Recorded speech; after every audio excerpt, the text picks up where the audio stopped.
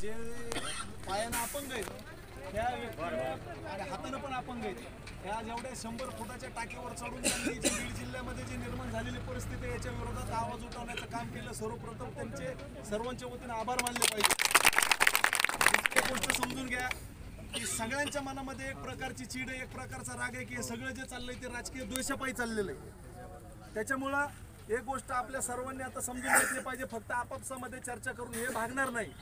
तर येत्या आज नानासाहेबांच्या आंदोलनामुळे आज आपण पोलीस प्रशासनाला एक गोष्ट ऐका, बाजूला घ्या. पोलीस प्रशासनाला एक गोष्ट कळवलेली आहे की हे जे सर्व प्रकरण आहे, हे जे राजकीय द्वेषापायी हे जे गुन्हे नोंद केलेले आहेत, हे सर्व खोटे गुन्हे वापस घेण्यात यावेत. याच्यासाठी म्हणून 20 जानेवारी 2025 म्हणजे सोमवारी आंबळाचा बरड या ठिकाणी ओबीसी समाजाच्या वतीनं प्रचंड मोठा रस्ता रोको ठेवलेला आहे.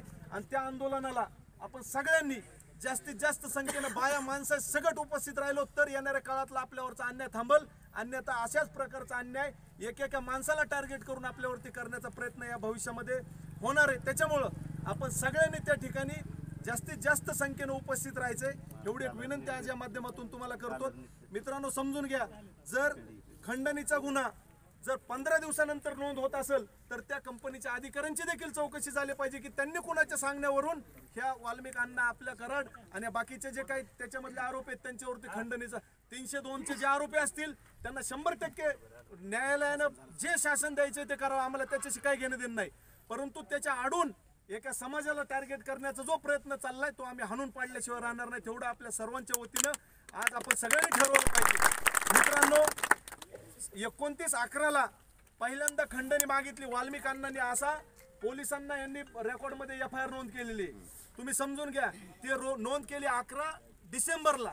म्हणजे हा जो 15 दिवसाचा कालावधी होते ह्याच्यामध्ये अवादा कंपनीचे अधिकारी कशामुळे गप्प होते आणि 11 तारखेला जो गुन्हा नोंद केला तो कुणाच्या सांगण्यावरून गुन्हा नोंद केलाय.